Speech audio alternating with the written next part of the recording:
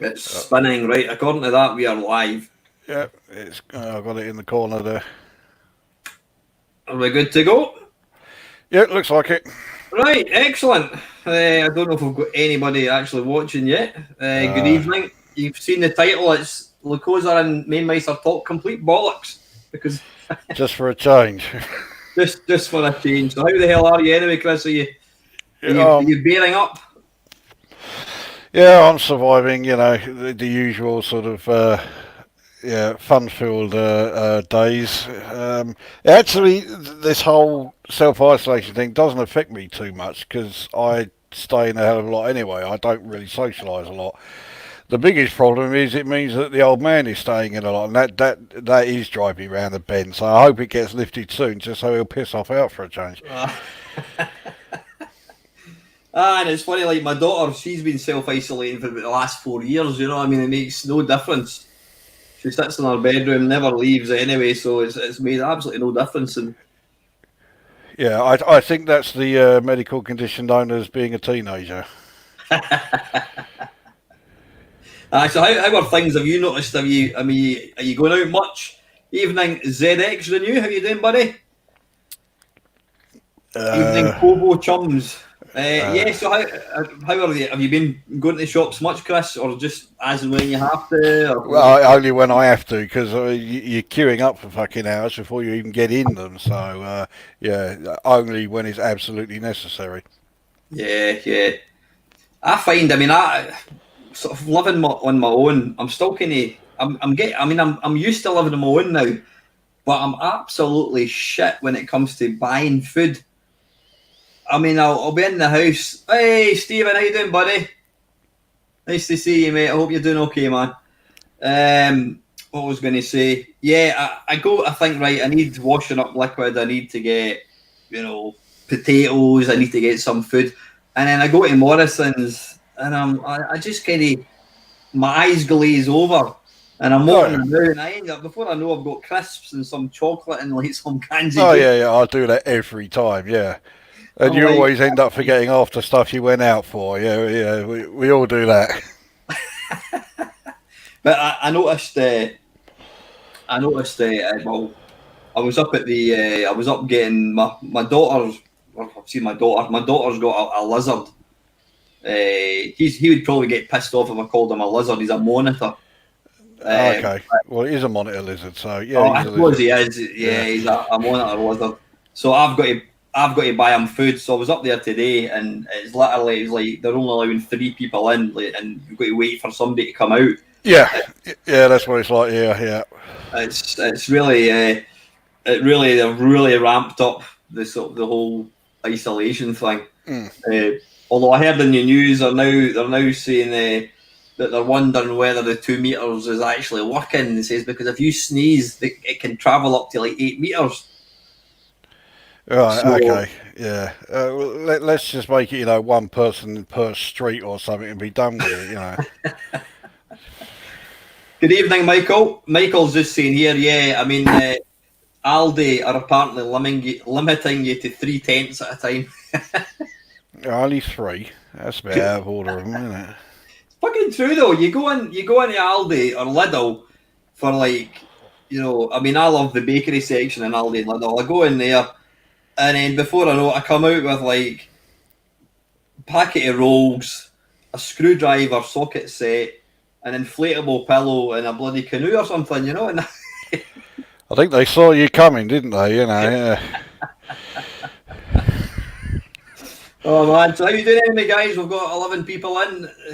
We've got a few people that don't like to talk. But we've also, I suspect we've got a few people who are going to be a bit sort of like surprised if they saw your Facebook announcement. They're going to be expecting you to be playing games, and now they've logged in and they got, it's like, oh no, not that miserable cunt again, Not that cunt again. Yeah, that's believe me, that's the response I'm very used to, Yeah, I suppose what we should have done, unfortunately, the program, tonight's program, Mamemeister playing live stream scheduled program has been cancelled, and in place I've got Lukozer and Yeah. I think there was meant to be somebody else come along, but they must have dropped out, so you got lumbered with me again. Oh, yeah, sorry, I'm just actually, Ray has just mentioned, he's saying there it's 8 o'clock and time to clap the NHS. Yes, I can hear it outside. I can't actually hear anything. Yeah, yeah, it's going on out there. Yeah. What's your... Yeah, I mean, well done. I mean, you know what? People that are moaning about, I'm having to stay in, I'm bored, etc., etc. You can't even begin to imagine. I don't think the average person has not seen the true horror of what's going on in these hospitals. No, I mean, I haven't been in hospital for all of 2 years, so yeah. I mean, I am, being a socialist, yes, I'm a big supporter of the NHS. And when I was in Southend Hospital, I could see firsthand the fact that these people are working with next to nothing. I mean, we've had 10 years of, cuts to the NHS. Every hospital in the country is feeling it. So yeah, they were working under pressure 2 years ago, let alone whatever the fuck they're going through now. And actually, I heard on the radio this morning they're saying that a plane from Russia has delivered something like 10 million face masks to the USA. You're like, right. But the average American will still say that Russia is, full of scum and, we hate them because they're commies, even though they haven't been communists for about 27 years. Yeah, I know.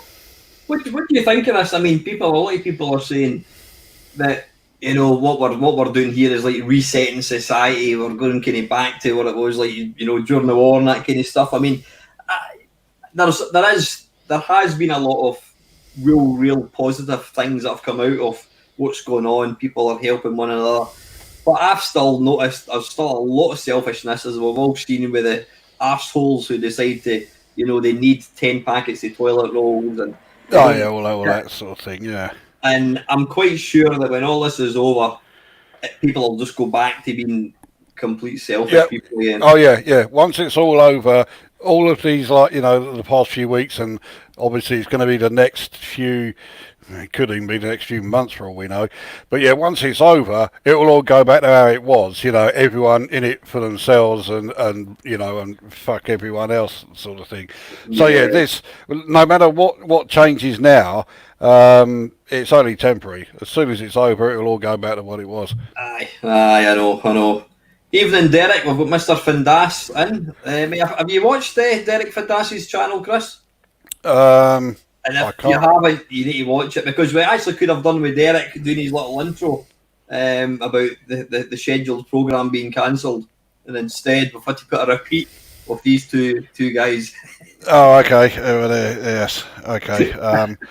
I'll have to admit, I'm not familiar with it. I'll have to take a look at that one. Derek's got probably the most original channel. He's got the best intro of any channel I've ever seen, and I happen to really like my channel intro, which I had nothing to do with. I didn't make my channel intro up, but Derek's is just absolutely top notch. Evening, Colin. How you doing, buddy? Are you saying it's better than my intro of the shitting hippo from the Elite Dangerous videos?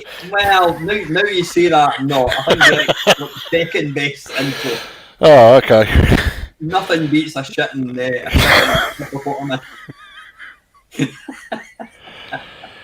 I've just noticed I'm sitting here in the dark, as though it's probably better, because if I put the light on, I'll be honest with you, I thought you'd done that on purpose because of that. It's because when we started doing this, I mean, we actually came online at 7:30, which was when I was supposed to start this thing. Yeah. And then we just talked for about 20 minutes, and I thought, shit, we better actually go live with this thing. So I'll just leave it off. You can, it's not too bright anyway. So like I said, guys, this is a complete impromptu, just whatever. If there's anybody got anything you want to talk about, gaming. Are you doing much gaming these days, Chris, apart from Elite Dangerous? Well, the problem is I'm still having the computer issues. And Yeah. Elite Dangerous is one of the few games I've got that saves you progress constantly as you're playing it. So if the computer then shuts down, I've not lost much. Just about anything else I'm playing, if the computer shuts down, I've basically lost everything that I was doing. So I've sort of limited myself to playing that. I've made 3 attempts now at doing retro review videos, and the computer has shut down during the recording of those each time, and it's getting on my fucking nerves. So, I'll have another stab at doing those again. What makes it worse is it's a game that is absolute shite, shock horror. Because of the computer shutting down, I've now played this game more times than I ever actually wanted to. I just wanted to get the review done and then get shot of the disc image, because it really is utter shite. Oh, so you're not starting to like it then at all? No, that's the danger. You might start liking it. Trust me, when you see the game, well, I'll tell you now, the game is Psycho Hopper. I don't know if you're familiar with it. If you're not, consider yourself lucky. But yeah, there is no way anyone could get to like this, no matter how much they played it. I'm trying to think of the advert. That's not the advert that's got the wee kid with glasses, no.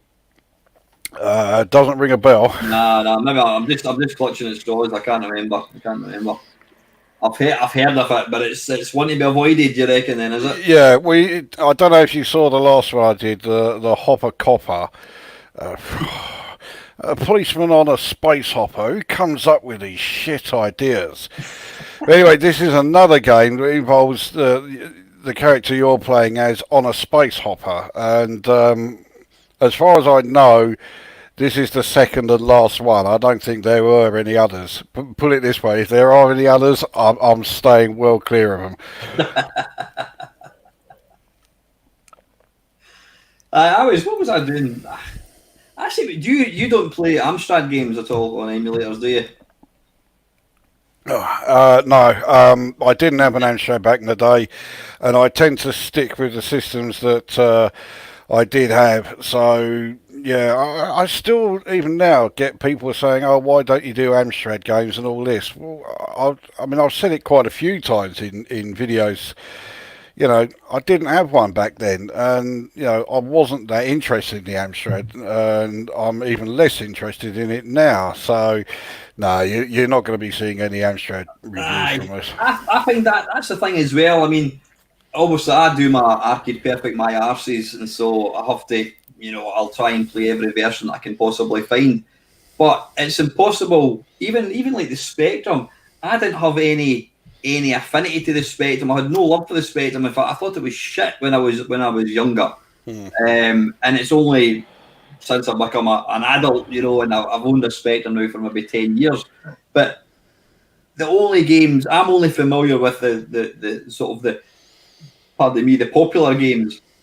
Whereas back in the day, because I was a C64 guy, what do you call it, an Amiga owner as well, I've got I've had a far greater exposure to these games, and that's why I think you and I, when we do our top tens, it tends to be Amiga and Commodore 64 games. Yeah, that's it. Remember?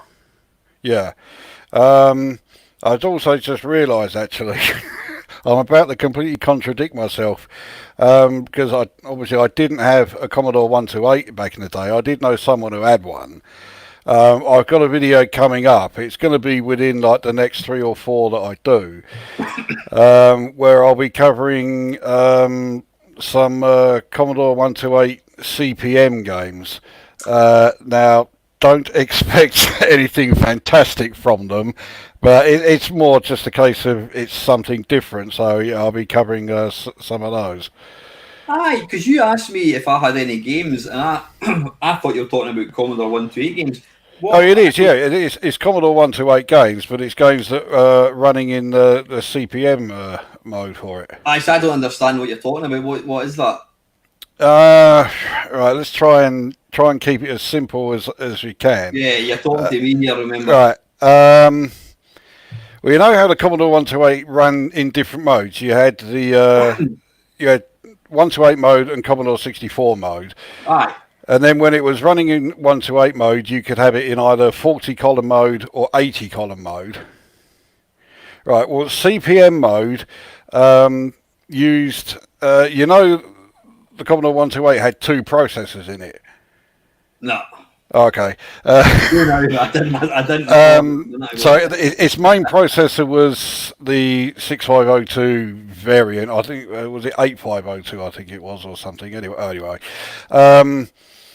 but it also has a Z80 processor in it, and the Z80 processor is used when you're running in CPM mode. It's clocked at 4 megahertz, but it doesn't actually run at 4 megahertz. This is where it starts getting a bit complicated, so we'll gloss over that for the moment.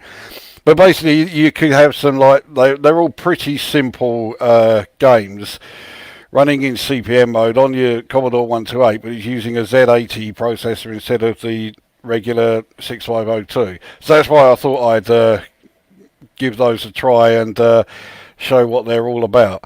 But like I say, I mean, in CPM mode, I've not found a single game that has any audio of any kind. The graphics, it's not using the VIC-2 display, so there's no hardware sprites, no hardware scrolling, nothing like that. So we are talking, cassette 50 level of games here. But it's just something a bit different, it's just a bit of a novelty sort of thing. So I thought I'd give those a go. Aye. Have you never fancied? I mean, you're more kind of old school, the C64 and that. Have you never fancied? Obviously, I know you don't. You're not into Amstrads, or because they're kind of more modern.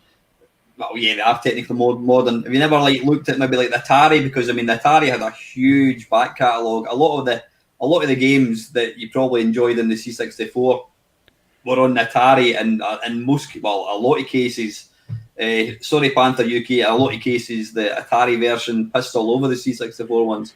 Yeah, I mean, I'm assuming you're referring to the 8-bit Ataris, the 800, yeah, 600, yeah. 400. Okay.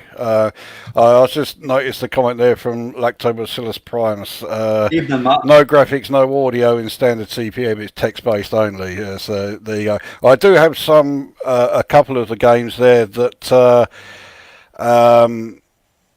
sort of have graphics, but when you see them, you'll know what I mean about sort of.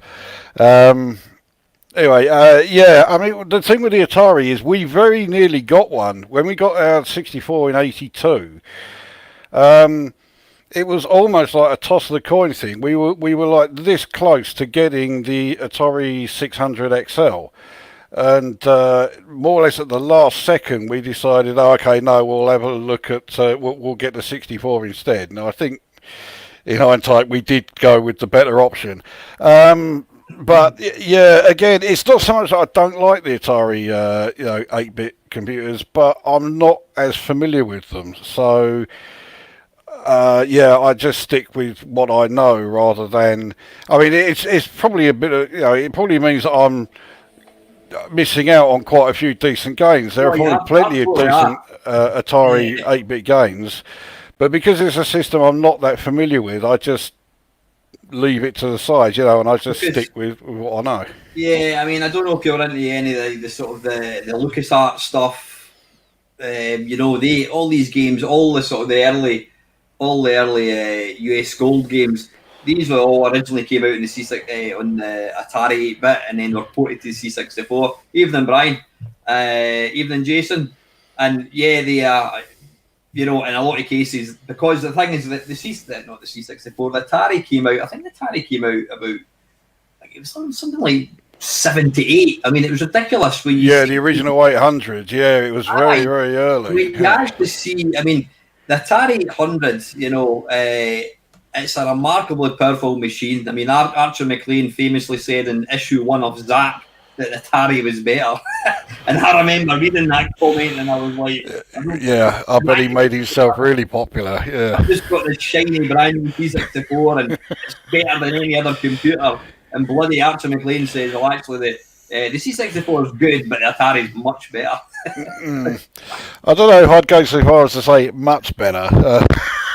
Well, I think he said he was talking about the drop zone. He was talking about. He just said that it could run a lot faster, a lot smoother. Yeah, but when you actually look at, if you look at, like I said, the Atari 800, I don't know processor wise was it any quicker? I'm not too sure, but it's certainly I can't. Hopefully, someone watching this can leave a comment. I can't remember what processor the Atari had.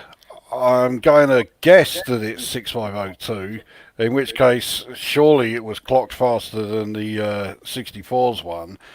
So, but of course, one area where the 64 absolutely wins out over the Atari every time is the audio. But oh yeah, that's what Roscoe has just said, that the C64 wins because of the SID chip. I mean, I think it's without a shadow of doubt that the 64 had the best sound chip ever. Obviously, the Amiga could produce real sound, but then you lost the appeal of that. Yeah, I was never that impressed with the Paula chip in the Amiga. I mean, you look at the specs of it and the technical aspects of it, and you think it's going to be absolutely fantastic. But there was never that many games on the Amiga that I thought music-wise, absolutely fantastic. There's one or two, but not long after we did the SID chip video, I had someone suggest to me, why don't you do the same again but with Amiga music? And straight away I thought, I can't even think of 5 Amiga games where I thought the music was that fantastic. It certainly never had any kind of impact on me, or as much of an impact as the 64's music. Aye. Hey, can you even think of one off the top of your head? That's impressive. On the Amiga, that impressed you as much as anything on the 64? I mean, I suppose as an R-Type that was Chris Hillsbeck. Yeah, that's the one that I can think of. Yeah, that's really quite striking. And then obviously some of the music in, what do you call it, like Shadow of the Beast, although the game was absolutely shit, the music was amazing. But it's almost like saying, like, let's take pop music or rock music. Let's pick the 5 best rock music songs ever. It's too big a pool to pick from. Yeah, I'd never be able to do that. Yeah, the C64. When the C64 came out, music was just It was just like white noise. It was like bleeps and farts and whatever. It was real basic stuff, and even some of the early 64 stuff, the music was bloody awful. It was god awful. Yeah. And then, Rob, I mean, what would you say was the first? We're kind of going over old ground a wee bit. What was the first bit of music you heard in the C64, and you thought, wow, I really like that. I'm going to listen to that. The very first one was, it was the Ocean Loader 1, when it was on the Transformers game, and it was being loaded up on a demo computer in some computer shop. I had never heard anything like it, so I went out and bought the game the next week, but I got it purely for the loading music. The game itself was I thought it was okay back then. It's aged about as well as, a bowl of porridge. But I got it purely for the music. I was quite happy to pay. I think it was $7.99 or something, and I got that piece of music for it. And I thought, yeah, that's all right. And that was the game that actually started me off on the whole buying Ocean games purely for the music that was in them. Mm-hmm. Didn't always work out though. Say I bought V and that had no music at all. Although, once again, I like V. There you go. And I also bought Knight Rider. Fucking hell! I must be the only person who actually paid full price for Knight Rider when that came out, and I bought it on the day of release. Did you watch the program? Did you actually watch the program, the TV program? Not very often. It was okay, but what the hell made you want to go and buy that? Because I was expecting there to be, either a Galway or a Dunn piece of music in it. Oh. In fact, it was a really shitty generic version of the theme tune. I don't think anyone knows who actually composed it. It certainly wasn't any of the regular Ocean Is that right? Let me have a composers. look. What was it called? Knight Rider, he said. Yeah. What was the game? I mean, that was the one that was the guy in the motorbike, eh? What was... No, that was Street Hawk. That game never appeared. Oh, Knight Rider, that's bloody him with David bloody Hasselhoff. Yes. Hasselhoff, aye. Just going back a bit here, Jason Plevin, however you pronounce it, Hybris music on the Amiga. I'd forgotten all about that. That is fantastic. Yeah, That is, that's a good shout. The in-game music.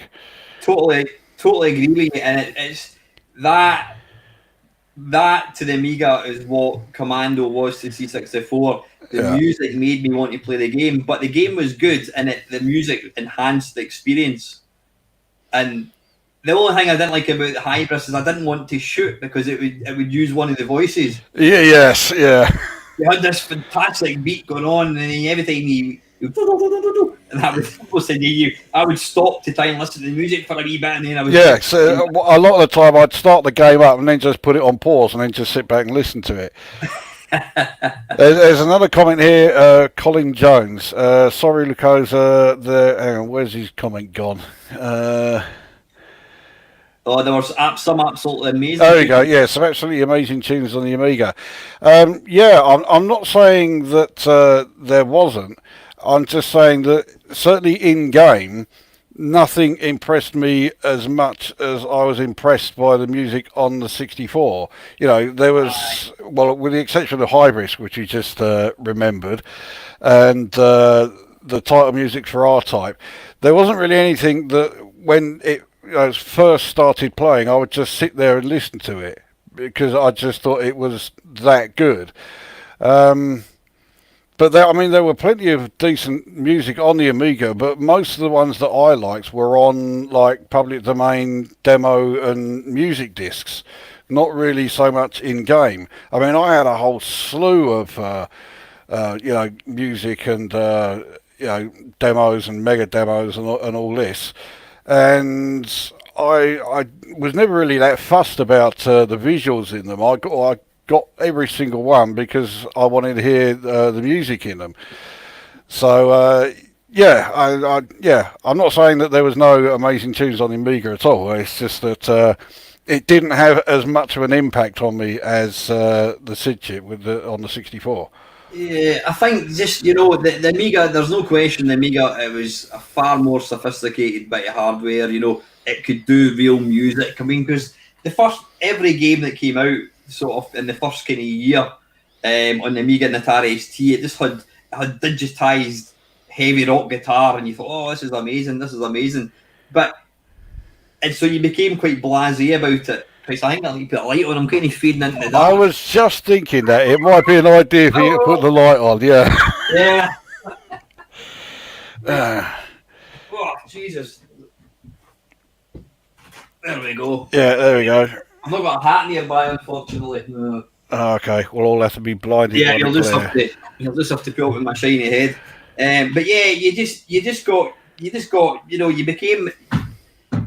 accepted. Yeah, the Amiga had amazing ability, and you didn't really think about the music. But I think with the C64, especially being an early adopter like I was, the music was absolutely shit.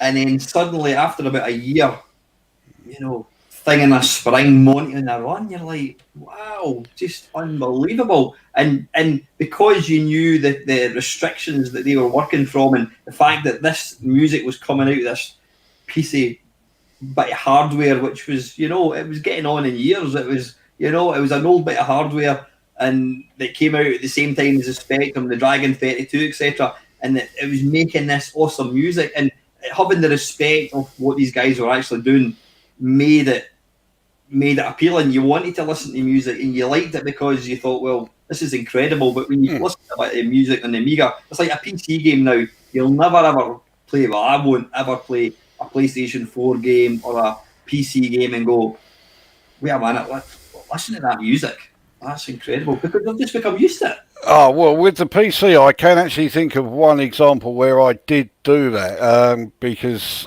the music just blew me away. And that was Heroes of Might and Magic 4. And the only reason for that is it was the first time I'd ever heard opera in a PC game, or in fact in any computer game. Opera? So yeah, Oh, really? so Yeah, yeah. that I am quite the opera fan actually. I know I may not look like the average opera fan, but yeah, I am a big fan of it. So yeah, when I first heard that, I just stopped what I was doing. I was just sitting there listening to it. It was just fantastic. So yeah, amazingly, there is actually an example of it for PC, which I don't think many people would say. No, no, I couldn't think so. So, Lactobacillus Prime was mentioning the first one that really blew him away was Final Synth Sample Disc by Rob Hubbard. Now, I'm thinking that might be a tune that I remember downloading off CompuNet way back. So, do you mind if I play that just to listen to it? Yeah, I'm not familiar with it. Right, I'll So. need to turn the volume up just a wee second. Let me just listen. This is Final Synth Sample 1 by Rob Hubbard.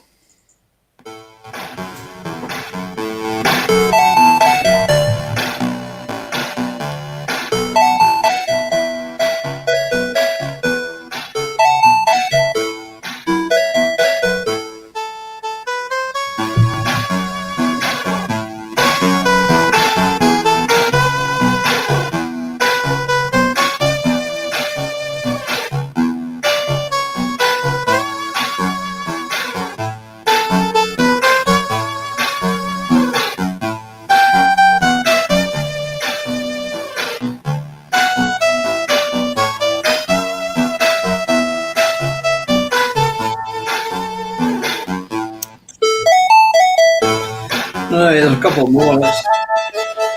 That reminded me of the music to Action Biker. It does kind of. You can tell. I think this was obviously one of his earlier Yeah, ones. there we go. Roscoe Haynes has just mentioned it as well. Yeah, the Clumsy Colin Action Biker game. And I think that was a very early Rob Hubbard piece as well. I think it was. Yeah, yeah. That was a disc. This was a disc that I downloaded from CompuNet. I mean, listen to the quality of that. And this was done what year? It was 1985. So, yeah, we're talking very early. I mean, the Sidchip was, what, 3 years old then? Yeah, So they're already starting to discover what it can do. And then within, like, 2, 3 more years, I mean, it was just unbelievable. aye. But I think he was the guy that really just took it to a different level. Although one of the tunes that I was itching to put in my top five was it's by a guy that's not really renowned for sort of doing music. It's Paul Norman. It's Forbidden Forest. Oh, well, Paul Norman, his music it suited the games they were in quite well. I don't know if I'd go so far as to say they were great. But yeah, they fitted in with his games all right. I mean, I quite like, two of his games. Aztec Challenge is one of those infuriating games, and yet it still keeps you coming back playing it again. It turns you into an absolute masochist. But yeah, the two Forbidden Forest games I thought were fantastic. I'm still big fans of them. Yeah, yeah. I mean, let's just listen to Aztec Challenge.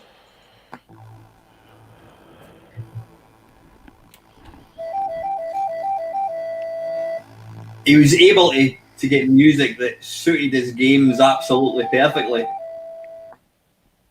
Yeah, I think he probably did more so with Forbidden Forest, but not to say he failed with this, not at all.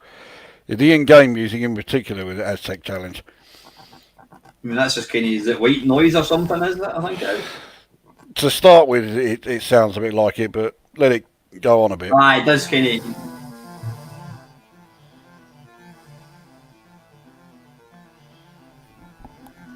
Yeah, I can barely hear it. Is that better? there you go.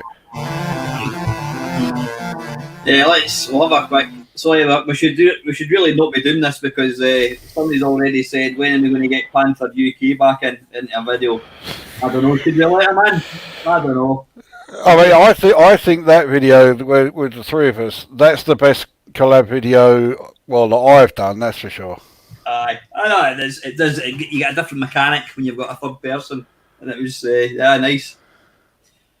Anyway, yeah. So where are we going with this? The C64 music. I mean, I think it was, what the music was not really a thing. I mean, probably most of the early games. In fact, I mean, if I've got this thing called GameBase, which is if you look at you can look at games in year or publisher, and if you look at the really early games, the '83 games, there wasn't really any SID tunes at that point. No, not really. I think the earliest one I can think of is probably Forbidden Forest. That was the first Paul Norman game, wasn't it? I think he did that before Aztec Challenge. Yeah, I don't know. Let me have a wee look. I'll just jump back into my. I can't remember when that came out. May have been 84. It may even have been 83. I mean, as Forbidden Forest has got to have. It's got to have the worst fucking graphics ever. I mean, I remember being disappointed at how shit they looked back in 1983 or whenever it came out. But see, when you put it all together, you put the music, you put the graphics, just a fantastic game. I mean, it's got, you can't, the first one you can't run in and out of the screen. The second one you could. Yeah, that's it. It's got daylight, it's got parallax scrolling. It was probably the first kind of horror game, whatever it was. Yeah, I think it was. Yeah. There was a few jump scares where you get is it the very, I can't remember, is it the Demogorgon or something? Yes, at the end, yeah. The thunder line, and you see it kind of flashes up the screen. You've got to yeah. Brilliant. I've still never managed to beat it on anything other than easy. But yeah. Well, I never managed to beat it at all, so you got one up on me there. But yeah, it's an absolutely bloody awesome game. I'm fighting the urge to actually play it just now so we can watch it, but we better not. Right, what were you asking about? You were talking about Aztec Challenge. What year did Forbidden Forest and Aztec Challenge come out? Aztec Challenge came out in 1983.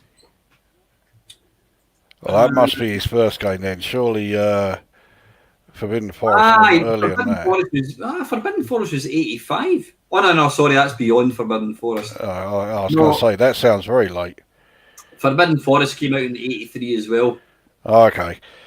So, they were probably the first that actually had any kind of decent music, or at least that, music that really sort of added to the game. I'd say outside of the games, I personally wouldn't go so far as to say I thought the music was great, but it did work for the game itself. Oh, he was more like your John Williams. He wouldn't do music that you'd want to listen to in the car, but he would put a piece of music out that just fitted the sort of the theme of the game perfectly. Yeah. Yeah.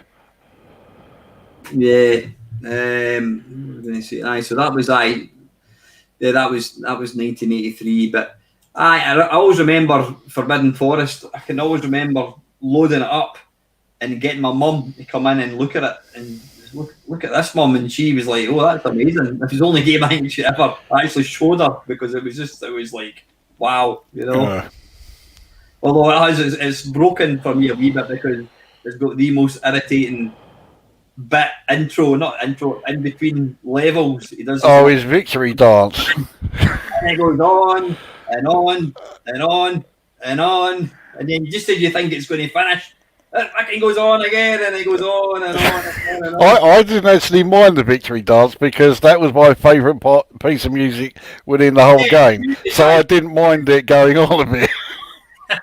And you see him kind of putting his feathers back into his, on his arrows back into whatever it was. Yeah, there's quite a bit of detail in there. For an 83 game, there's actually a lot of detail in there, so but the main sprite is shit.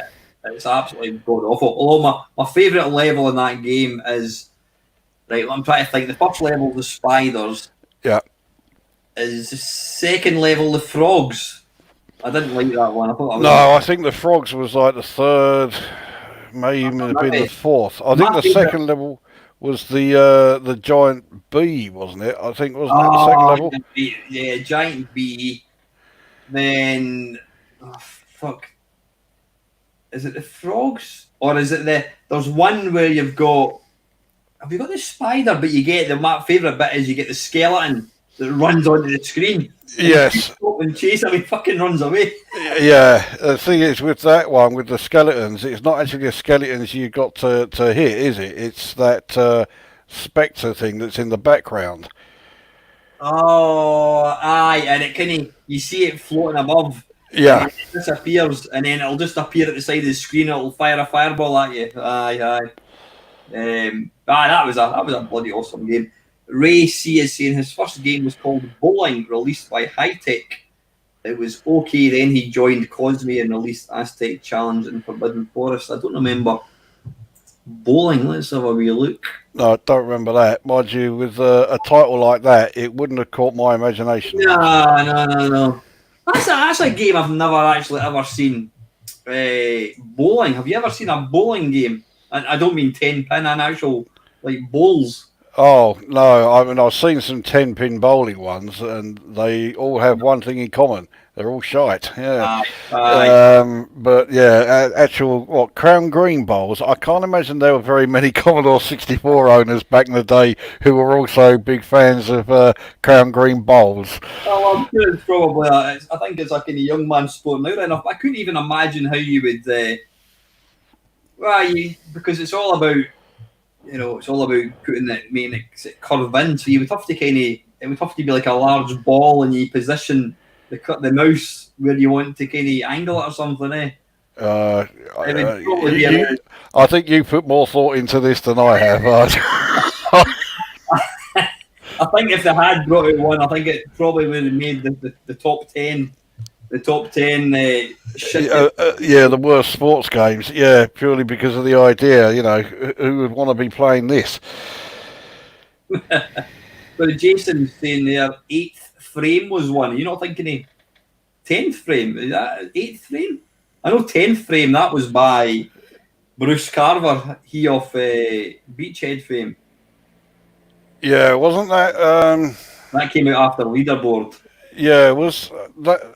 No, that wasn't a Mastertronic release, was it? Or it may have had a re-release by Mastertronic, No, it but was I think there was something like that. Access Software. 8th frame, is that Jason? The 8th frame? Are you not thinking the 10th frame? I've never heard the 8th frame.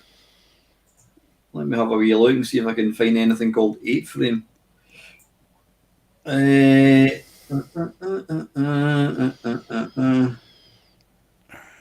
Ray C, you didn't play David Bryant's bowling released by Martech. You played a pipe that tastes balls. David Bryan, what the hell? Yeah, I used to actually be a pipe smoker. Can you believe that? You did, really? Yeah. I've still got my pipe somewhere, actually. Right, I can't find that. The only thing I can see is 10th frame, which, yeah, I mean, the thing is, Go on. yeah, sorry, Jason's saying probably 10th, yeah, it's called 10th frame, which was a 10-pin bowling game. The problem is, I find 10-pin bowling in real life bloody boring. Yeah, I can't stand it. First time I ever played, I thought Even my pipe was in there. That's why I was looking. Yeah, first time I ever played 10-pin bowling, I scored 19. Is that with the bumpers up or down? I had no idea. All I know is that I was just bowling it down there, and the ball was constantly going in the gutter. Yeah. Aye. I mean, have you actually ever watched? Well, not that I've ever watched it, but I've kind of seen it. You know, the Americans are massively into their 10-pin bowling, and every single whatever you call it, delivery, is it? I don't know what you call it. You get a strike. It's so repetitive. Like strike. Yeah, it doesn't strike me as being the most interesting of spectator sports, and I say this as someone who's a huge cricket fan, but yeah, it's never grabbed me. And yet darts, you could say darts is the same, but I think darts is probably one of Darts is a fantastic it's sport, a and brilliant spectator. yeah, yeah. It's fantastic. I've always loved. Did you watch darts in the early days? Yeah, I remember the indoor league, and they had the darts on that, and yeah, that was when I started watching it. So I must have only been about like 7 or 8 or something when I started watching darts, and I've been a fan of it ever since. I got into when Jockey Wilson and Eric Bristol. That's it, yeah. Everyone like always ridicules darts and saying, "Oh, it's not a sport" and all this. But the likes of Jockey Wilson, Eric Bristow, they were household names. They achieved a level of fame that very few sports stars ever reach. So darts was obviously doing something right. Aye, and the thing what I loved about it, every single player. I mean, I could probably name most of the players from the early '80s. They all had their own individual look, and the way they threw the darts, and it was just fantastic. I mean, the it was. I mean, Eric Bristol versus Jockey Wilson it was absolutely compulsive viewing. Oh yeah. I mean, I think I've watched a few of the documentaries, and I think they genuinely did really respect one another, and I think they actually probably quite liked each other. But back then, you thought, oh, there's right hatred, Scotland versus England, etc., etc. Yeah. That was brilliant. You had the characters. I mean, Ray C is saying Alan Evans. He was like, I always remember, he was like the one that nobody liked. He was a bad loser, and yes, yeah, that's right. Yeah, I was not a big fan of his. I have to say. Leighton Rees, bloody hell. Yes, I mean, when you think of your athletic sportsman's type, Leighton Rees was not someone you thought of. And he came went like that. He took forever. He used to go like that.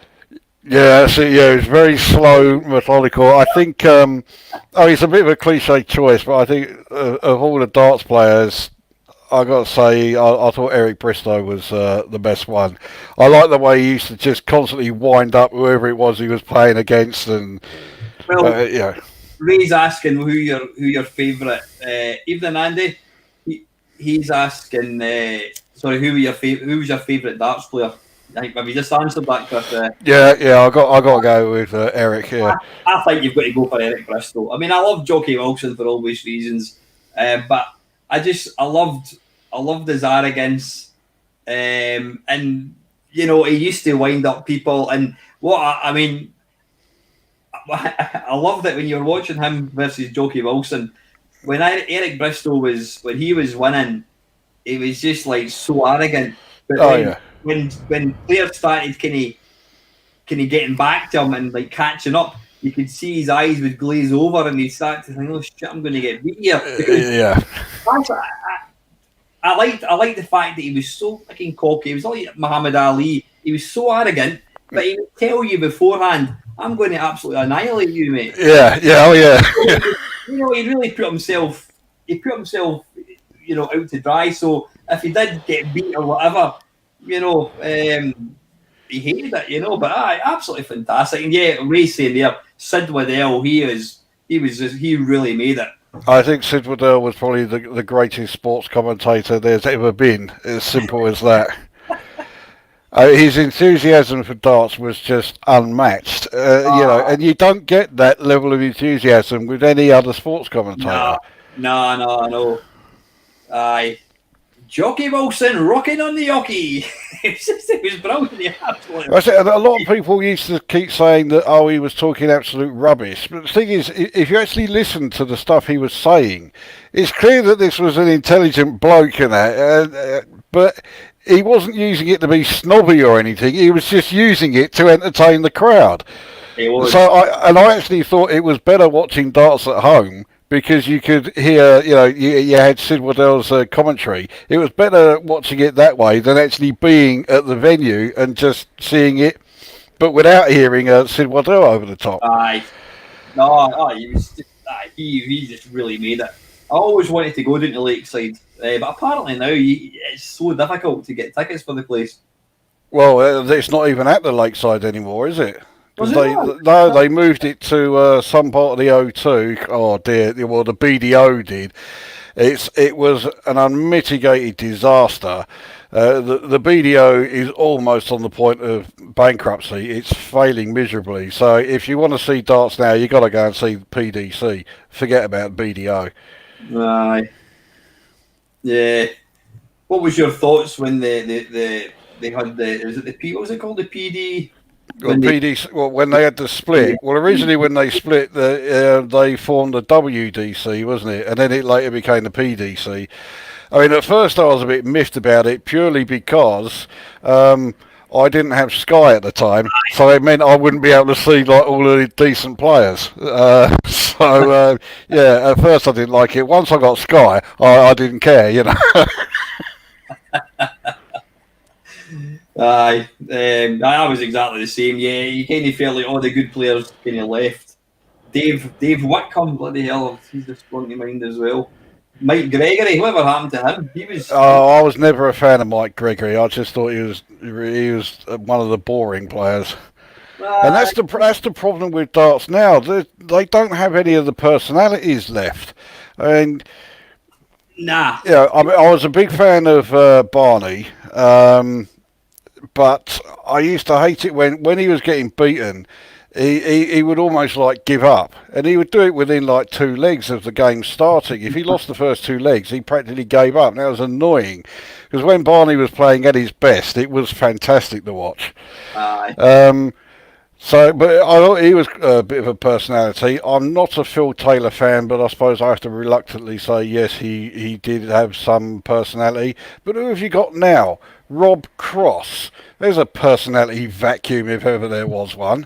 And who's the prick with the spiky? Peter Wright, who plays for Scotland in the Darts World Cup. He comes from fucking Norfolk. What's he doing representing Scotland, for fuck's sake?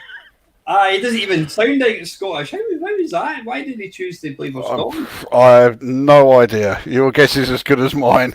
I always remember watching on a Saturday. You would have.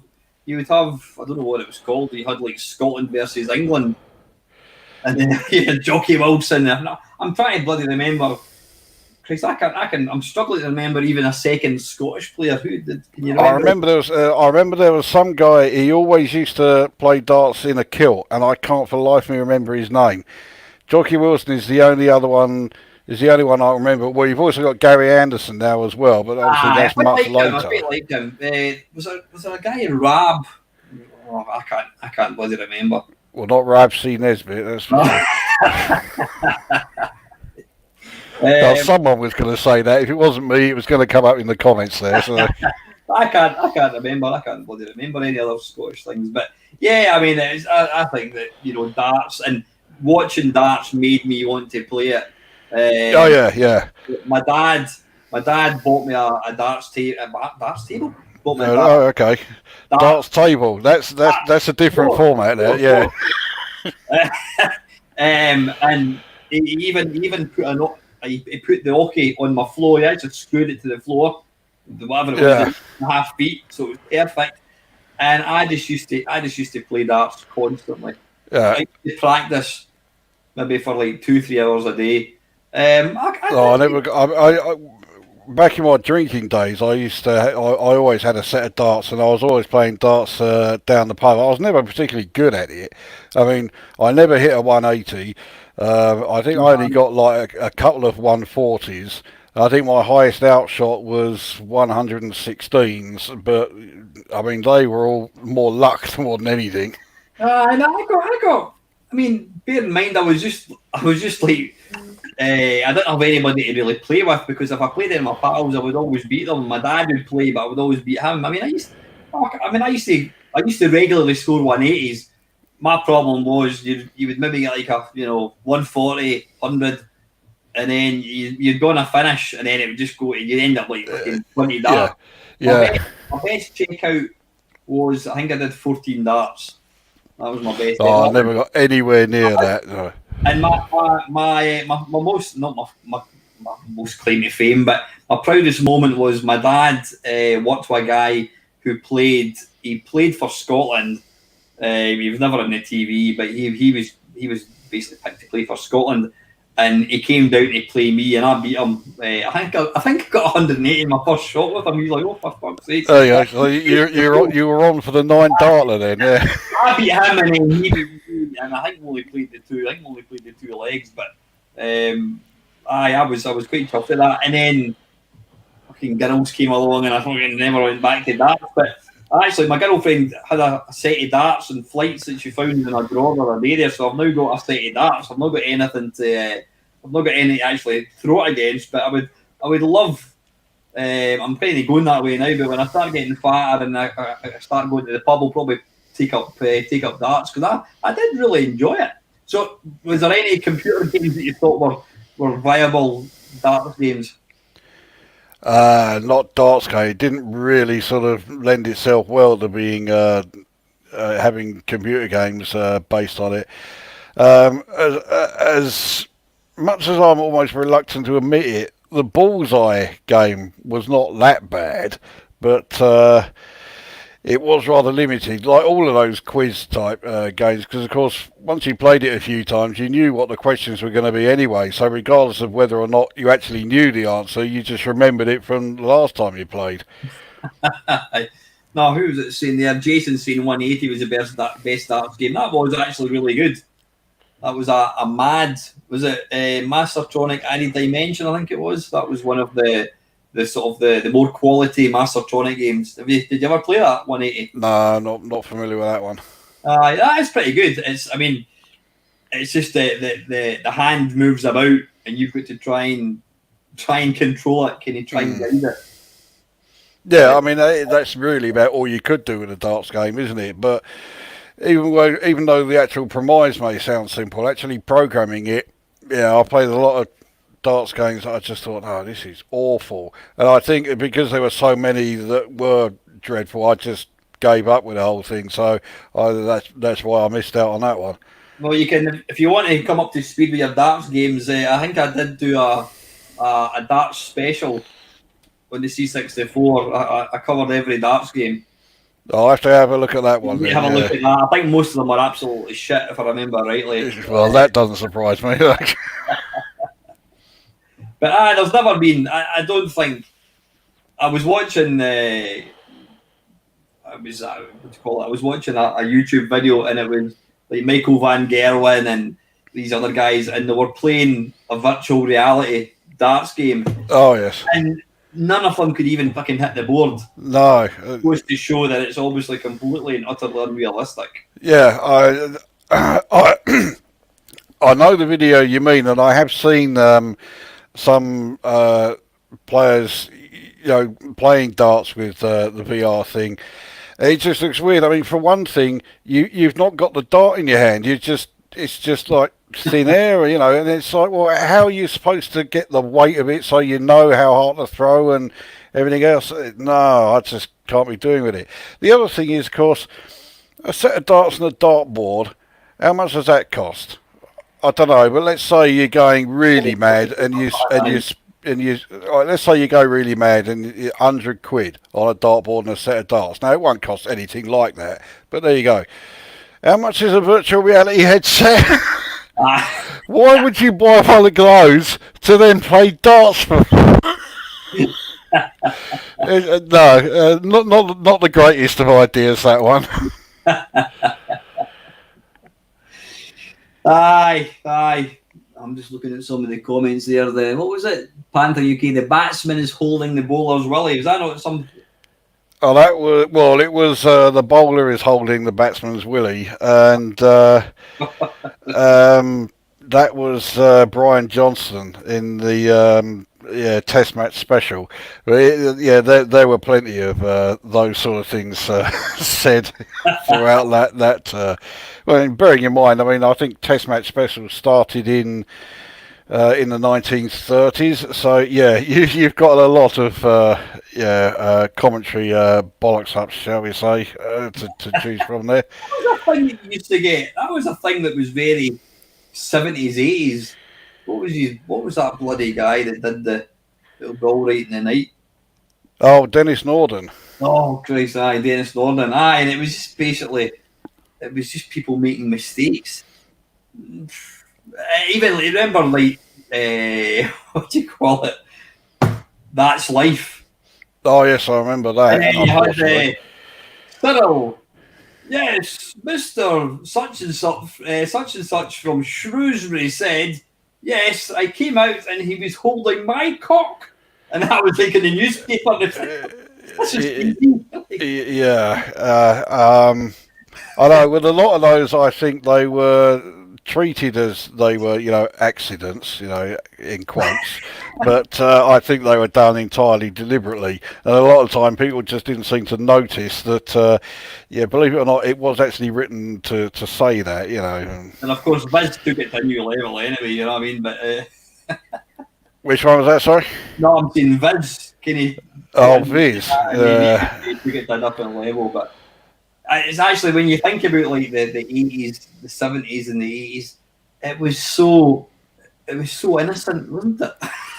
Well, the thing is, now, you know what I mean? well, the thing is, especially with like anything like comedy-wise, I mean, all of my favourite comedy programs are all from the 70s and 80s, because back then all they focused on was being funny, whereas now they have to focus on not offending any fucking snowflakes, which means that nowadays comedy is just, oh look, someone's fallen over again, oh, fucking so, but I mean, back then when you had like Steptoe and Son, which I thought was fantastic, Porridge, I thought was fantastic. Yes, Minister, although back then I was too young to really understand it. I watch it now. I think that's one of the best written programs that there's ever been. And you just don't get that sort of thing now. Even stuff like I was watching bloody popped up YouTube. Bless This House with Sid James. Oh yes, it was innocent, but it was actually even now it's still entertaining. You know what I mean? no, yeah, far better than anything, any of the crap you get now. No. I mean, nowadays when they say, "Oh yeah, there's now some absolutely wonderful comedy program coming on," and it's Mrs. Brown's Boys, for fuck's sake, I'm not a fan, believe it or not. Nah, I don't think there's much. There's not much in the way of comedy at all. But you're a fan of Whose Line Is It Anyway? To begin with, it was all right. It started to wear a bit thin pretty quickly, actually. But yeah, initially I thought it was okay. Quite impressive though how quick these guys can just kind of think on their feet though. Always thought, you know. What I mean? Well, that's I think is part of the problem. I think initially that's what they were doing, but I think as it went on, especially when they had so many rounds that involved singing. You think, okay, these people aren't making this up on the spot. They've been given time to come up with this, and that's when it started to become a bit less appealing. But yeah, in the initial run, when it was just improvisation right from the start, then yeah, that's when it was good. It also helped that I was a big fan of Clive Anderson. What was the name of that guy? He ended up having like a bloody breakdown, and he's absolutely ruined him. The English guy, he was, I think, an Oxford graduate. What was he called again? And the sort of floppy hair, looked a bit like Michael McIntyre, who I can't stand. Oh no, I can't stand him either. No, floppy hair. That's what he is. Fuck off with your floppy hair. Yeah. Go back to university. What was the name of the guy? You can remember who I'm talking about. The English guy. The English person. Can anybody remember what the English person out of? You're not thinking of, Jason Plevin just say Tony Slattery. Is that him? Tony Slattery, yeah. He used to be on absolutely everything, and then, he just, boom, disappeared. Master, by the way. He was on Games Master as well. Oh, was he? But he had a kind of nervous breakdown, and he just fucking absolutely ruined him. Oh, okay. Sorry, somebody was mentioning, where was it? Somebody was mentioning, where is it? Love a neighbour. Anyone remember curry and chips? Spike Milligan. No, I don't remember that one. I mean, I remember was it mentioned earlier on the Spike Milligan. Oh yeah, Panther UK. Spike Milligan. Yeah, the Pakistani Dalek sketch. I remember that one from Q. But yeah, curry and chips. No, don't know that one. Maybe Ian, do you remember that one, Mr. Hunter? You might remember that. I'm assuming because I mean, Spike Milligan was an old man really when I was a kid. He wasn't really obviously the Goons. They were kind of was that more the 70s? The Goons. Oh, the Goons. No, that was more like the bloody 40s. I mean, my dad was a fan of the Goon Show on the radio, but yeah, I think the Goons had long gone. Well, they weren't like performing together. Peter Sellers, Spike Milligan. Peter Sellers, Spike Milligan, Harry Seacombe, and Michael Bentine. Michael Bentine, that's right. He only died fairly recently, did he not, Michael Bentine? Yeah, it wasn't that long ago, no. Right. I actually thought Michael Bentine was the funniest of the lot. He didn't do so much of the performances. He was more one of the writers, and he stayed in the background more. And then what's his name, Harry Seacombe? I mean, I just remember him from bloody Highway. My Highway.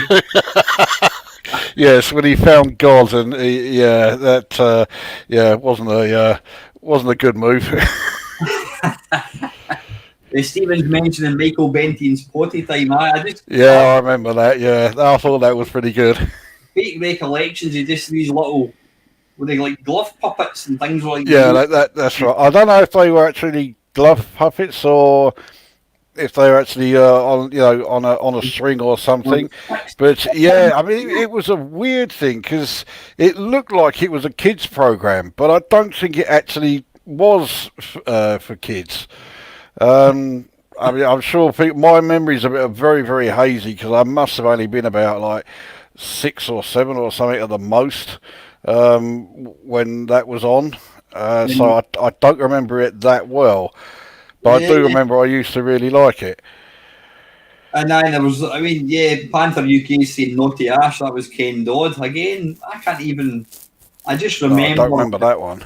You don't? No. You remember Naughty Ash? No, that was, it was not Michael Bentine, it was Ken Dodd, and you had these kind of puppets with like big hats. Oh, not the Diddy Men and that, was it? That's it, the Diddy Men, yeah. Oh, right, okay. Yeah, the Diddy Men for Naughty Ash, that's exactly what it was. Yeah, I don't remember ever actually seeing the program or anything. I can't remember even what kind of context it was in. It was a bizarre thing. Jason saying I used to like the Goodies. The Goodies was like compulsive Sunday night viewing, wasn't it? Well, the Goodies was ITV trying to do Monty Python's Flying Circus, wasn't it? I thought it was pretty good. Have you watched it?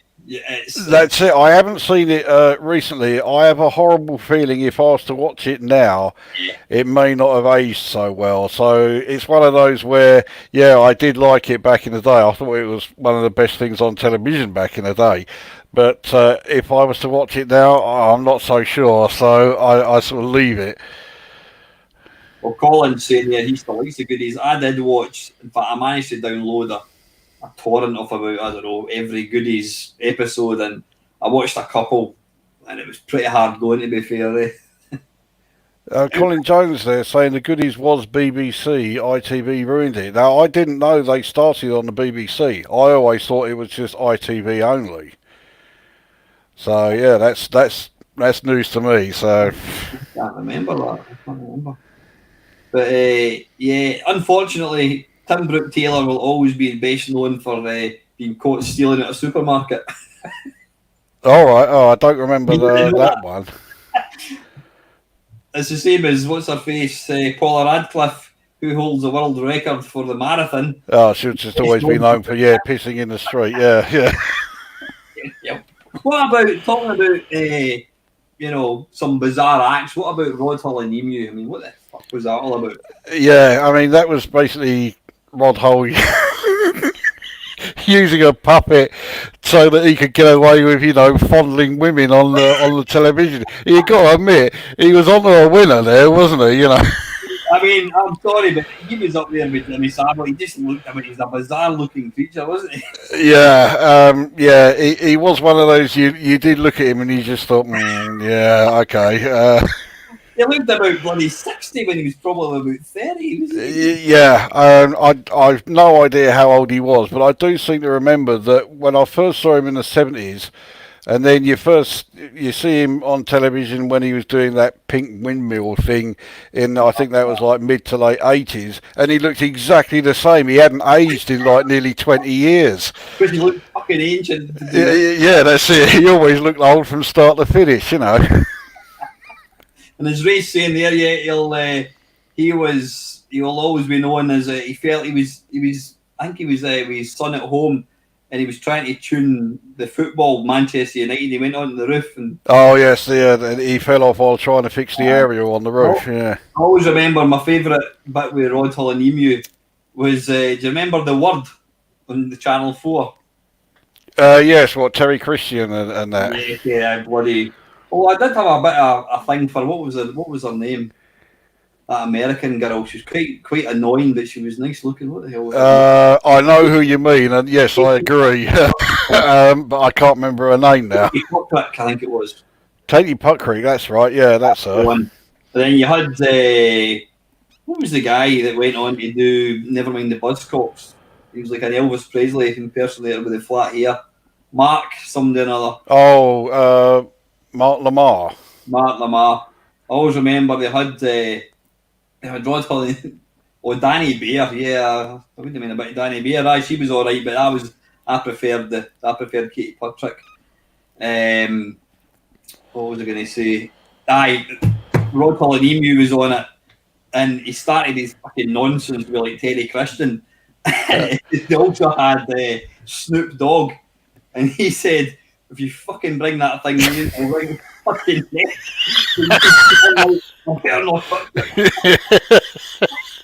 I'm amazed that didn't happen more often. I don't know how he managed to get away with doing that for so long. It was, people must fucking hate him. I remember watching Parkinson, and he's sitting interviewing all these people, and he fucking starts his thing, and he's like, get off. Yeah. Like, fuck off. Well, I think the Parkinson one is probably the most infamous of the lot. Well, it's between the Parkinson one and when he was on Breakfast Time, and he did that with Selena Scott. Now, with that one, you know full well, he did that because he wanted to have a bit of a feel of her, Emu, stop it. Yeah. The thing is, though, people knew what it was. It was just fucking him with his hand up this bird's arse, like literally. But that was his act. He must have made a fortune. He made an absolute fortune of it. Yeah, because he didn't change his act at all in, like about 30 odd years. So, he must have been doing something right. I always think somewhere in a box, in a cupboard, Emu is like that. Yes, the original Emu, yes. He's not moving, the poor thing. Well, he can stay like that, yeah. It was absolutely horrendous. That's another thing. Ventriloquist dummies. Why did we have all these things back in the 70s and then now? Is it because we're too sophisticated for things like Nookie Bear and what was the?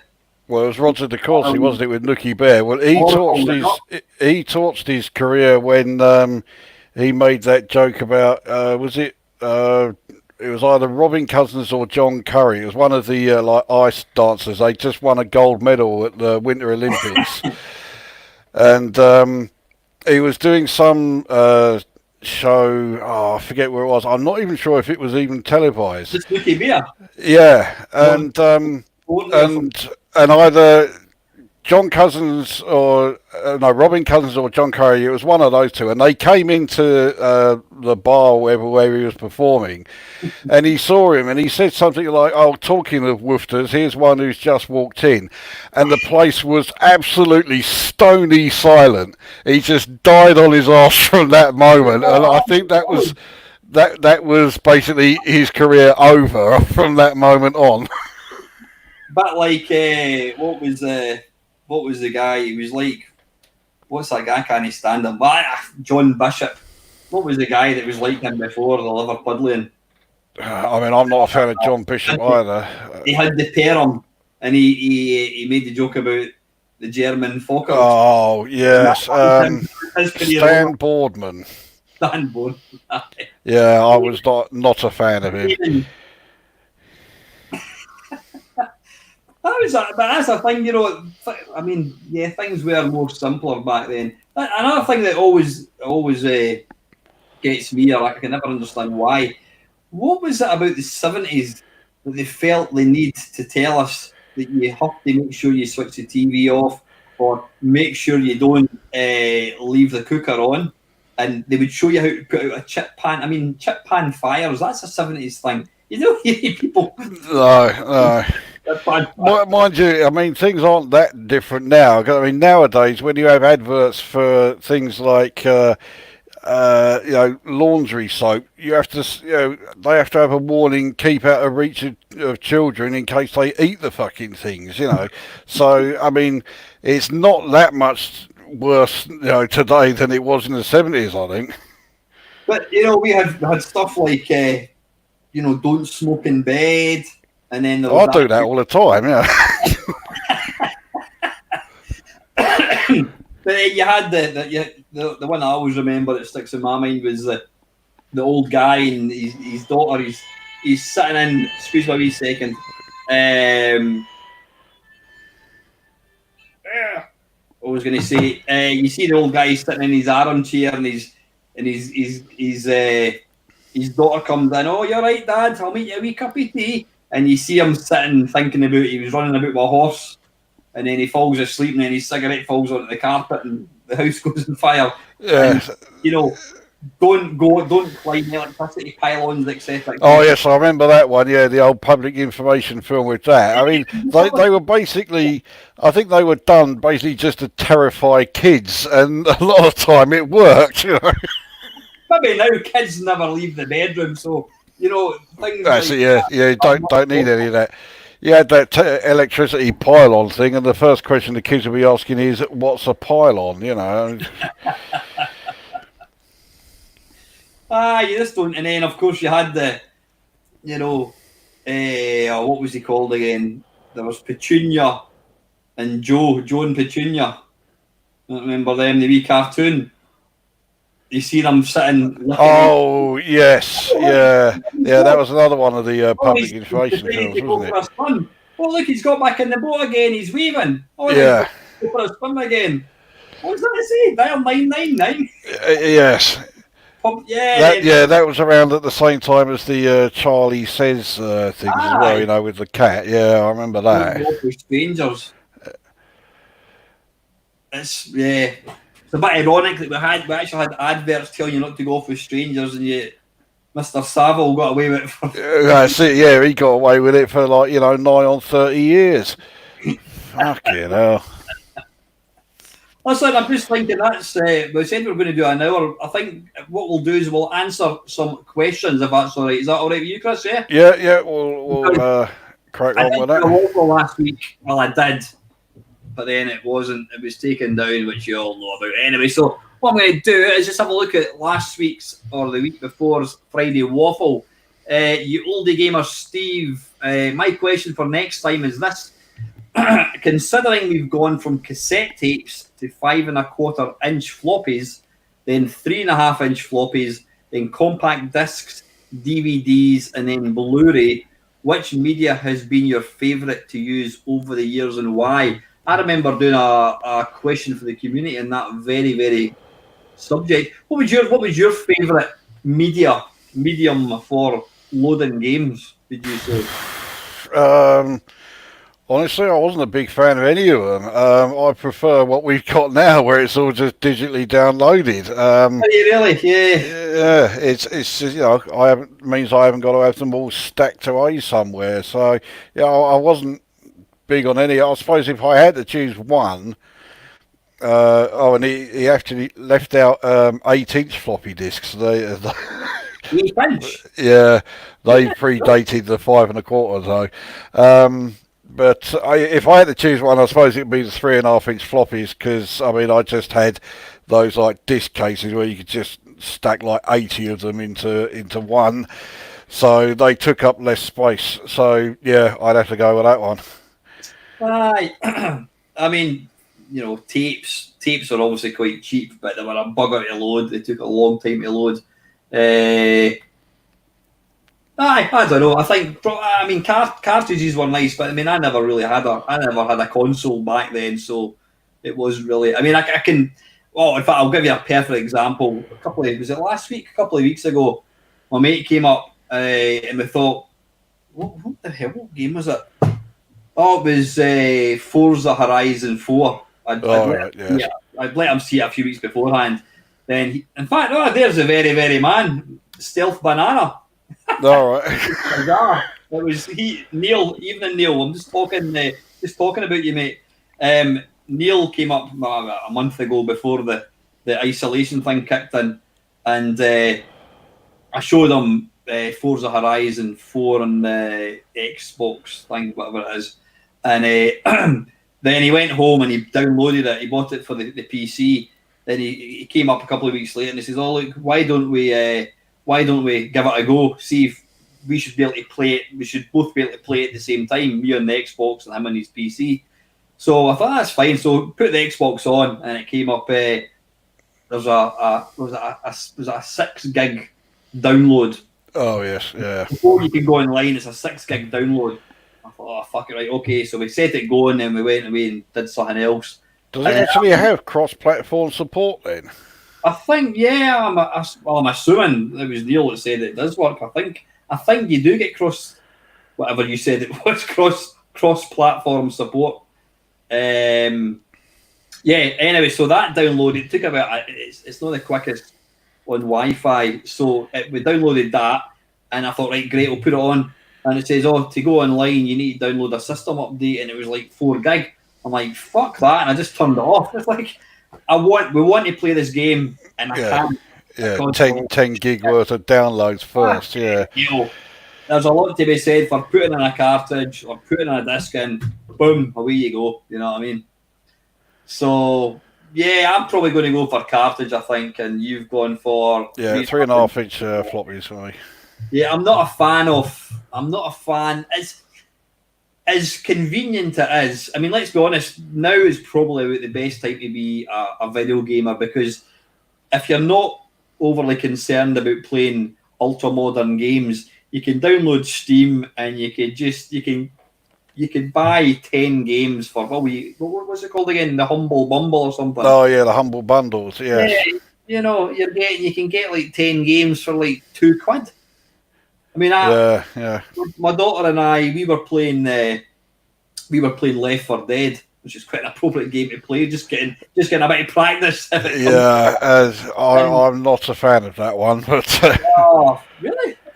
It's just so boring. I mean, after about like a minute, you've seen everything there is in the game, and so I mean, I've got it on Steam and that. I think part of the problem is that I've only ever played it with like 1 or 2 other people. I've never played like a full party or whatever. Actually, saying that, I think it's only 4 players at most, isn't it, or something?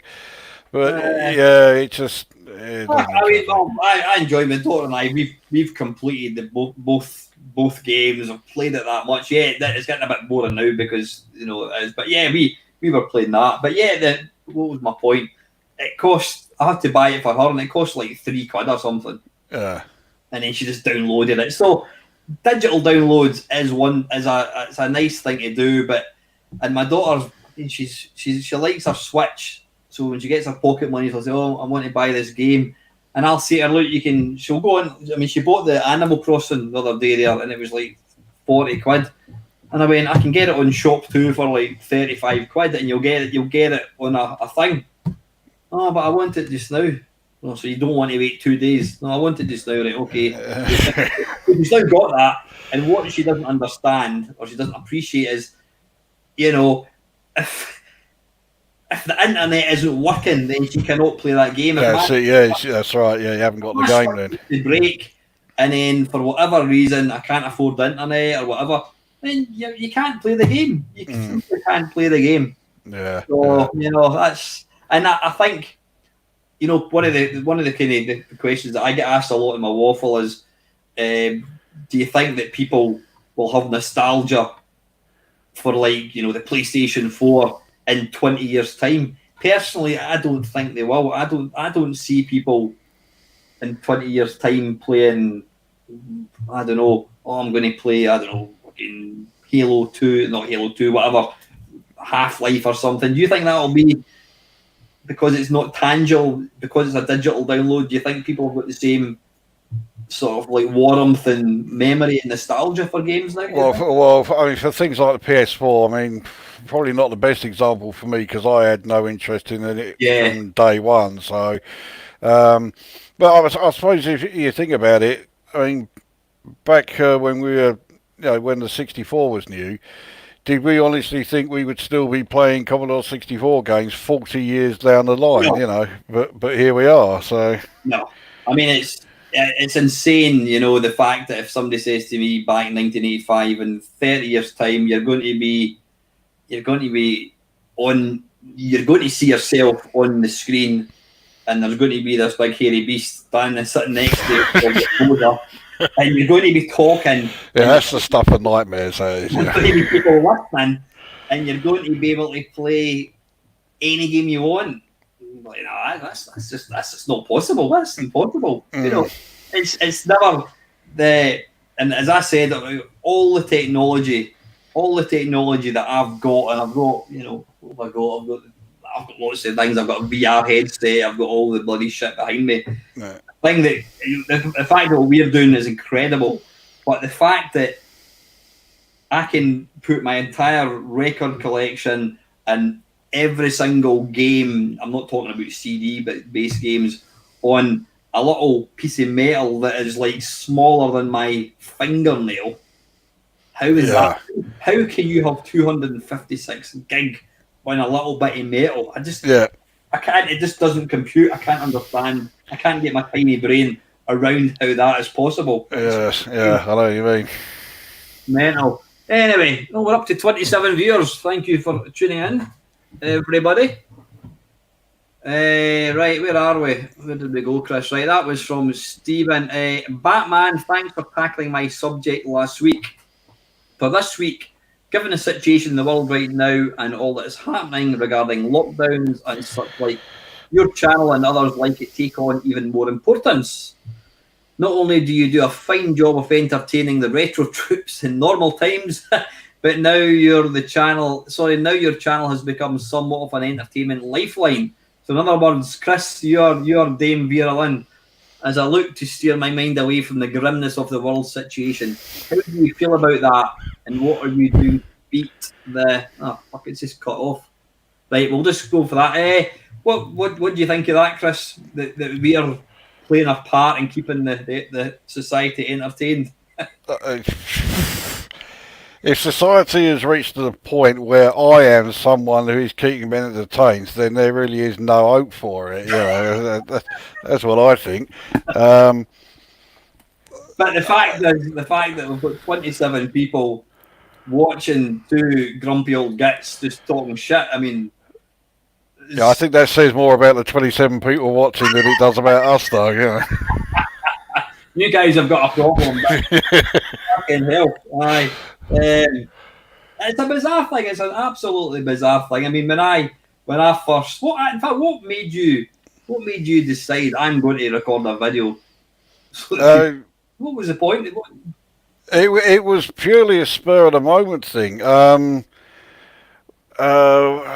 was it? Well, I mean, I'd already started doing Elite Dangerous videos, and but with the retro things, I used to be on a site called Elite Bastards, and it was like a tech site. Now, this site was dying on its arse anyway.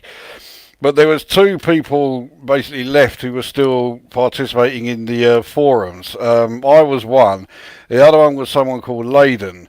And we weren't remotely interested in current games and current PC stuff. We were just all talking about retro stuff, and it was all about 64 because he had a 64 and I used to have one. So, and we were all just talking about that, and I think it was him who first came up with the idea of how about doing like some video reviews, and I didn't have a clue how to do that. So I thought, well, okay, it sounds like an all right idea, but I don't know. And I thought it would just be left to that.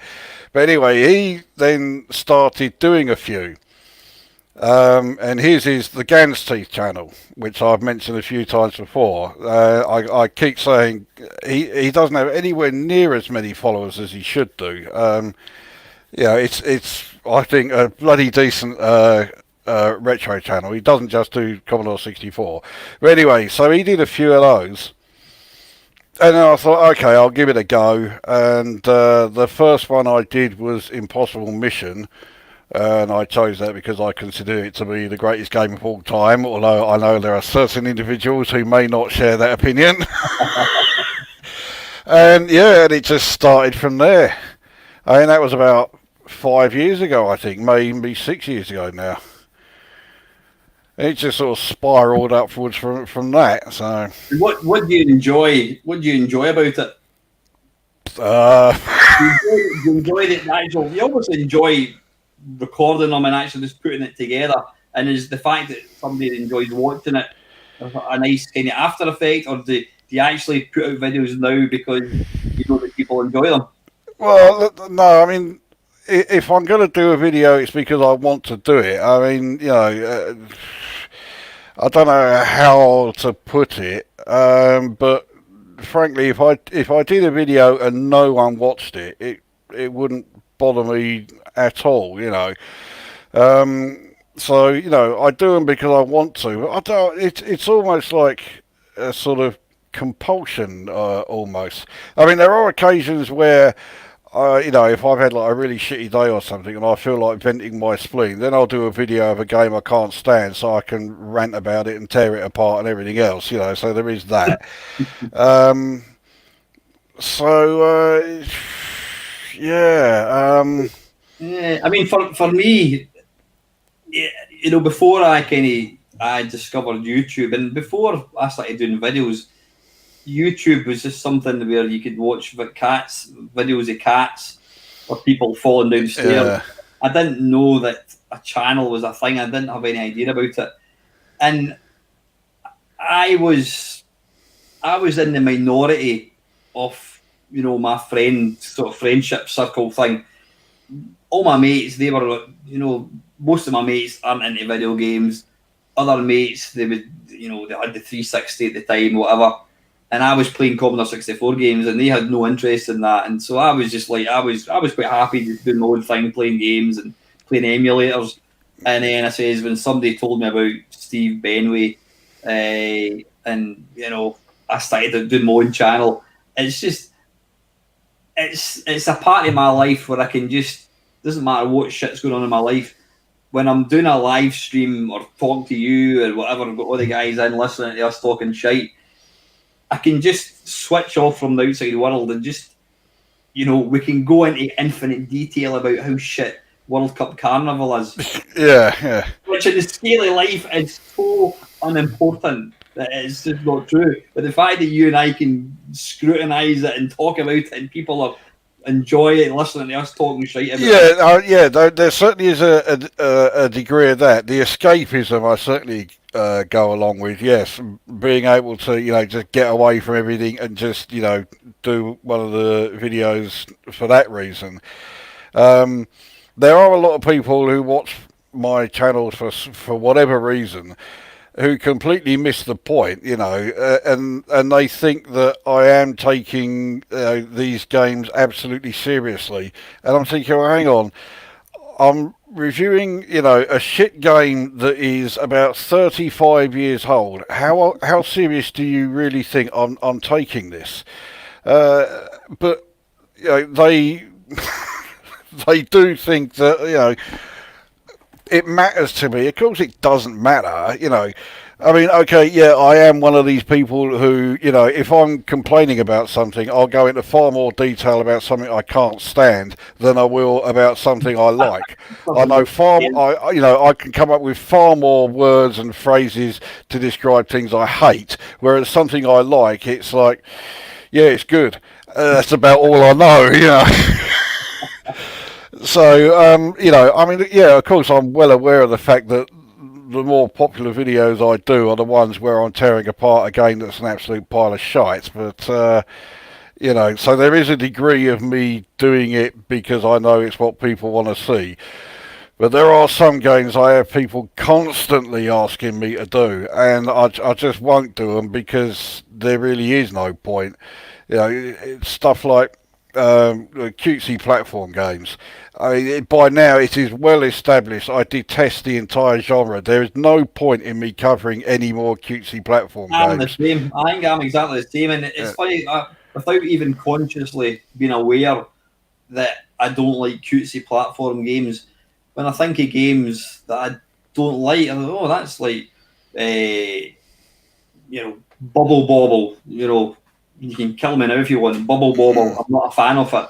mm, I'm not a fan of it in the slightest. I would never ever. I did play it on the Atari ST when I first got it as a two-player game. yeah, Obviously, Rainbow Islands. We're not going to do that. yeah. I hate it, and I did try to play it recently, and I thought, I fucking hate this game. I just don't like it. Then you've got your Parasol Stars. You've got there's I just Yeah, Rodland and cute stuff like that. games. I don't know what it is. I don't know. I don't know. But I mean, I still get people asking me to cover, another. They'll name. Oh, what was it? There's a couple of Salamis platformers that came out. I can't remember what they call No, now. And and I just think, look, what's the point? You know full well what I think of it, even before I've started recording the thing. So, I'll do it to a degree, but I'm not just going to keep on, putting myself through playing these games I can't stand just for the hell of it. At some point, I've got to say, look, I can't do nothing but that. Give me a chance to actually cover a game that I think's all right. nah, I think there's a few channels. I can't remember any name offhand, but there's a few channels that obviously like that was the angry video game there. He was sort of like one of the first ones, but people deliberately their whole thing, their channel is, I'm going to see this game shit, and all they do is just swear. This is crap. This is crap. Yeah. That becomes boring. You genuinely hate a lot of games, and hopefully when we've done our videos together, we do feature some games that are technically regarded as some of the best games out there. And we don't say it for effect. We don't say, yeah, we maybe add in a few extra. That is fucking shit. Yeah. But like I don't know, partly like I says, Rainbow Islands. It was rated as I think Amiga Power rated it as was it the top Amiga game or something. Yeah, and it was the highest selling game for the Amiga. I don't like it. It's the same as like Uridium. I don't like the game. It's too hard. It's a fantastic game. So yeah, but yeah, like I said, yeah, I did YouTube because I just started up. I thought I'm gonna do this for a bit of fun, and it blew my mind when I got somebody subscribing to my channel, thinking, why the hell would anybody actually want to watch? Yeah, I was exactly the same. I couldn't believe it when people were, subscribing to mine. I couldn't believe when, the number of people who watched it is going up into, three figures. I mean, I've had one video where it's into five figures, the number of people watching it. I think, who the fucking hell is going to want to watch this shit? But they are, so, Yeah, that was from Batman. Closed channel. My question for next time: what effect is coronavirus having on you personally, mate? Hopefully, all your family and friends are safe. I have a particular type of OCD that makes me identify life-threatening situations for me and my loved ones. So disastrous for me personally, as I live in a hotspot, and making some diary videos about it all is all I can upload to YouTube nowadays. For me, has it affected me? As I said, I've been forced to go out to work, so I've been having to go to work Monday to Friday. I live on my own. I've got my daughter. My daughter comes across as and when, so I'm kind of on my own anyway. And I do have a lot of mates, but then just with life in general, you don't really get to see each other. So it's not really changed that much for me. It's not changed that much for me. What about yourself, Chris? Well, you said earlier on that it's not really made a huge difference for you. No, not really. I don't socialise that much anyway. So yeah, it's not made a hell of a lot of difference to me at all. I'm I mean, just still doing what I always did. yeah. I mean, the great thing when when I think of self isolation, I think, hey, I'm a video gamer, self isolation. Yeah, that's it. Yeah, it's no big deal. I've got plenty of stuff to occupy myself, or at least I would if my computer stayed Self fucking powered isolation up. till the monkeys come home, or whatever it is.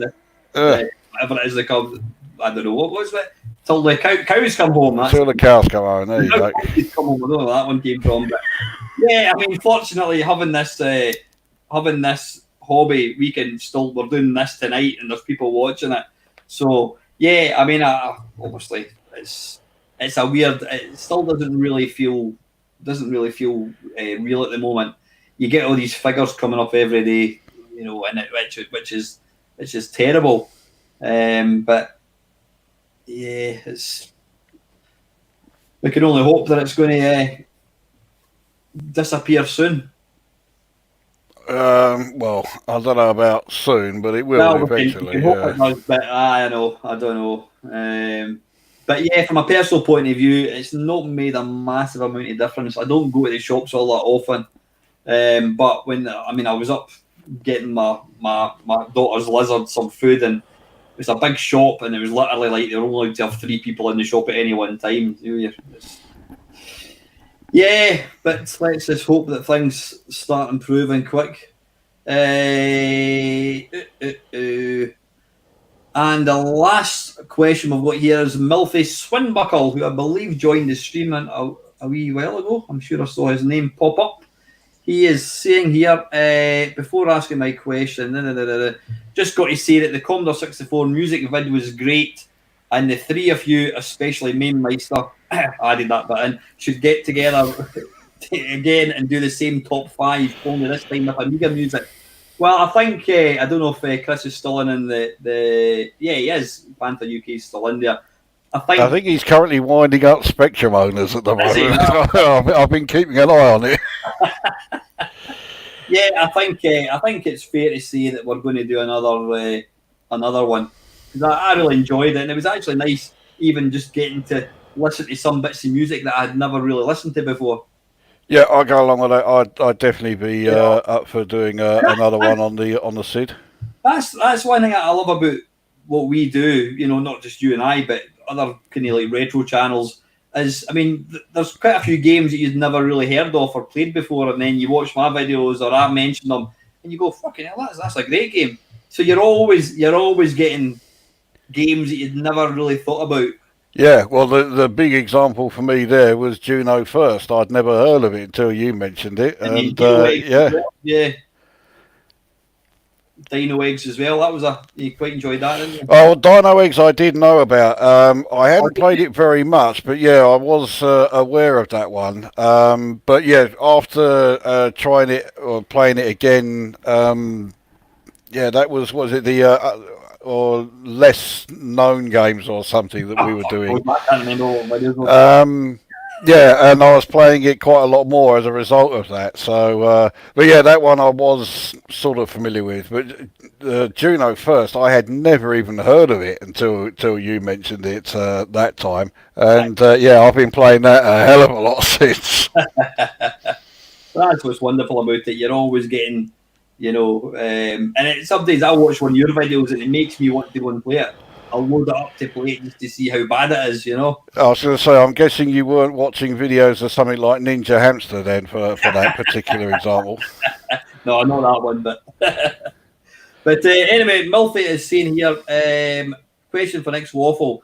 Although I love a great game tune, I usually always knock the music off during the game in favour of hearing sound effects. However, occasionally with games like Tetris, the music adds to the playing experience. So my question is this: which games do you like to play with the music on, and why? I'll let you go first. I think we kind of touched on that in that video, I'm sure. I think we did. It would be quicker for me to say the games that I didn't have the music left running on, which was weirdly Mutants, despite the fact that that was one of my top 5 pieces of music. It's just that the game goes on for long enough. I need the sound effects to be able to hear what I'm actually doing in it. So that's one. The only other one I can think of is a game that's absolute shite anyway, and that's the Commodore 64 conversion of Nemesis. And the music in that is utter fucking shit to begin Is that with. So, Nemesis as in Konami Nemesis? yeah. Yes, I rather than Nemesis the Warlock. Yeah. No, well, Nemesis the Warlock, I don't think there is music during the game for that one. There is. Oh, is there? No, you might. No, I think you're right. There's like. Yeah, I think it's just the title. Yeah, it's a Rob Hubbard piece on the title page, but I think that's it. I've got to be honest, I'm not a big fan of that piece. Probably getting a few dirty looks there. Not as much as if I was to say, confession time, I am not a fan of the sanction loading music. There you go, you heard it there first. Yeah, I'm kind. I mean, it is impressive, but it's the bit at the very start, the kind of industrial kind of sounding, whatever you want to call it, bassy bit is quite impressive. But as an actual tune, I'm not a massive fan of it either. I think, if anything, it was over ambitious, and as a result, it's a bit of a mess in places. The weird thing is, it's got there are plenty of fantastic remixes of it out there, but the actual the original one though from the game, no, it doesn't do anything wrong. Whatever it is, the music from The Apprentice. Oh yes, it's Prokofiev. Yes, the Dance of the Nights from Romeo and Juliet. Aye, that piece. Aye. Yeah, there you go. I was on the tip of my tongue there. Yeah. We'll stick with the Apprentice music then. There you go. But to kind of get back on track with what Milty's asking, for me, and I did mention that I'm a fan of arcade games, and a big part of Evening Alan. A big part of arcade games for me is you need to have the sound effects, because a lot of the time the sound effects helps you in the game. You know, you get alerts when something comes onto the screen, whatever. So generally, I'm not a fan of music and like shoot 'em ups. But we touched on one tonight, Hybris. That game would not be anywhere near as good if you took the music out. Hybris, yeah, that definitely would suffer if the music was missing.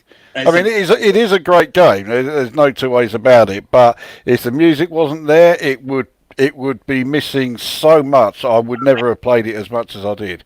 Yeah, and it's the same with arcade-wise, Rolling Thunder, the music. It really just adds to the whole ambience. Yeah, I think Rolling Thunder is a fantastic game anyway. I'm a huge fan of it. But the music, I mean, it fits the game perfectly. It just has that whole sort of like 60s sort of feel to it. So they got it absolutely spot on. Aye, that is, that, and of course the one that I mentioned in that SID special thing we did was Commando on the C64.